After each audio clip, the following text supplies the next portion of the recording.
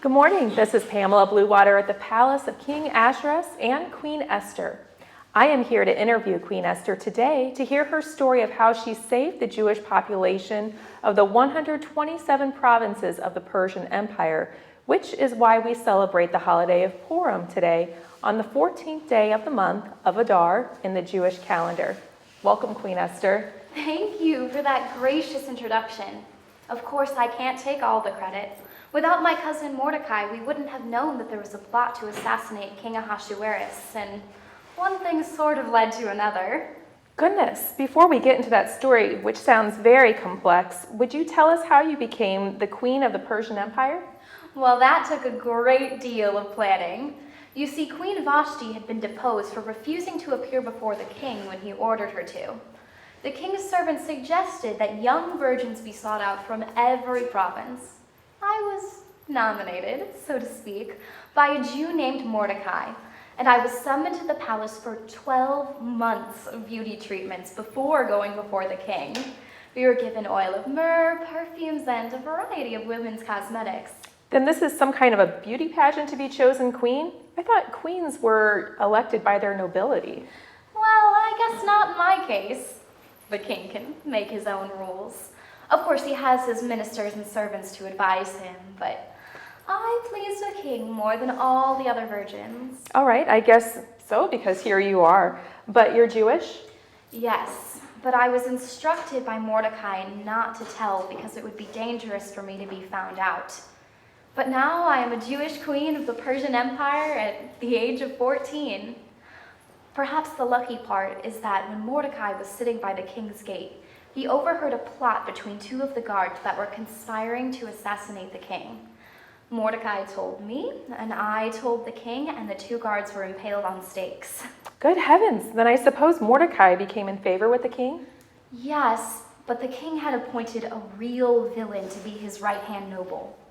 His name was Haman, and the trouble really began when Mordecai refused to bow down before him, because Jews only bow before God, and Haman found out that Mordecai was Jewish. Now Haman concocted a plot to do away with all the Jews. He told the king that there were certain people that would not obey the king's laws, and he would draw up an edict to destroy them. Well, the king quickly agreed without any discussion or without checking out the facts. It seems like the king just listens to anybody without caring. That's right.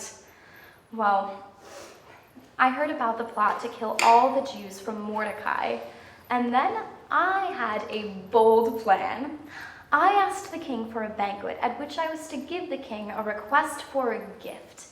Then I exposed the plot to kill all the Jews for money, 10,000 talents of silver to be deposited in the royal treasury.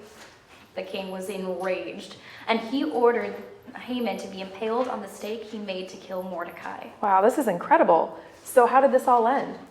Well, Mordecai and I were given Haman's estate, and we were honored with royal garments, and a decree was written to protect all the Jews. There, in every province, there was joy among the Jews, a feast, and a new holiday named after Pur, meaning to cast lots. And so the Jews struck at their enemies. In the fortress of Shushan, they killed 500 men and the 10 sons of Haman. And in the provinces, they killed 75,000 enemies on the 13th day of the month of Adar. And on the 14th, they rested to celebrate the new holiday of Purim. Your Majesty, the king had wanted you to have these silks from that he obtained from India and a coat from the Turkish Pasha.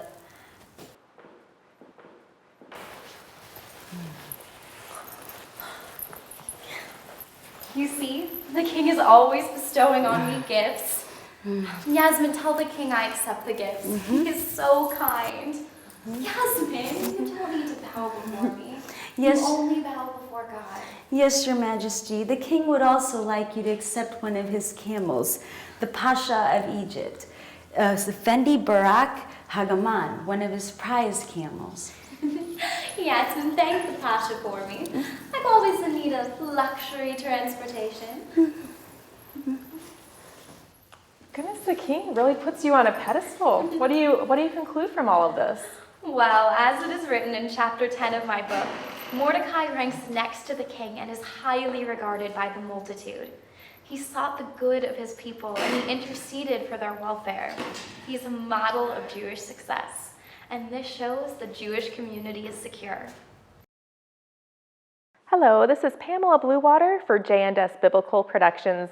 I am joined in the studio today by Mary Beth Violet, biblical historian from the Church of the Open Window.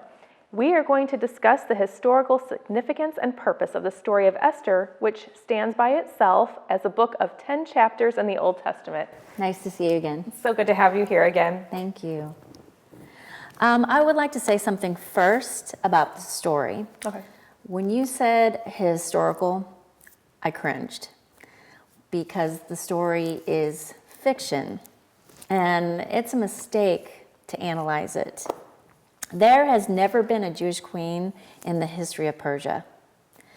The plot of the story is made up of improbabilities, exaggerations, misunderstandings, and all the heroes are unrealistic. King Ahasuerus is a buffoon, never quite sure of what to do and has to rely on his ministers and servants. And I mean, he never seemed to read the textbook on how to be a king. Would you please explain that? So when the king decided to replace Queen Vashti, his servants suggested having a beauty contest among virgins. And real queens are never chosen that way. The virgins of the story, they put on oil and myrrh and perfumes for a full year, and then they sleep with the king. That's ridiculous. This king listens to plots from his advisor, Haman, without any questions, and the king issues edicts like executive orders because I guess he thought that's what a king does. But the rest of the story sounds plausible, doesn't it? No, this guy Haman is promoted out of nowhere to be his top official for no apparent reason or merit, and is an egomaniac only concerned with honoring himself and getting rid of enemies, real or imagined. All the advice the king gets are from incompetent yes-men. Why, that sounds like the kind of people who are working in the White House today. Exactly. All right, so the king knows how to issue decrees and edicts. Tell us why we should read Esther in the 21st century. So God has a very special plan for us. For example, Esther was placed in a royal position not by chance, but for purpose.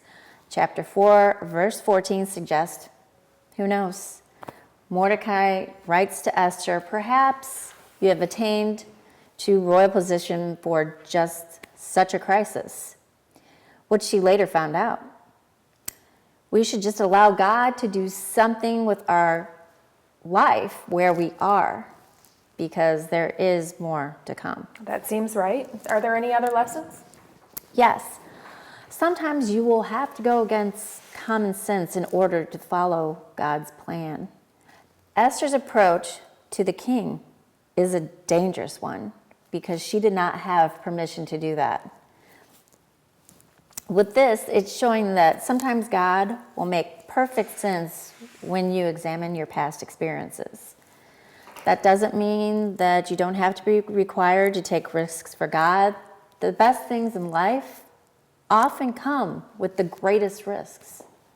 That's very interesting. Is there anything else that we can take from this story? Yes. The time to follow God's plan is now. Mordecai wrote to Esther after the word came that the king had issued an edict to the provinces to destroy all the Jews. You see, there will sometimes in your life be when you've gathered all the data and you can have prayed as well as you know how, but there's something inside of you that's still not sure. And at such time, you have to be ready to go by your faith. Don't be afraid to allow God to determine your outcome. All right, Mary Beth. Now, do you have a conclusion? Yes. Esther saved a nation. She saved God's people from destruction, and the reward was even better than expected. Many people became followers of God, and the people were inspired by one woman and one man, and everything changed in the nation. And Esther issued an ordinance creating the observance of Purim.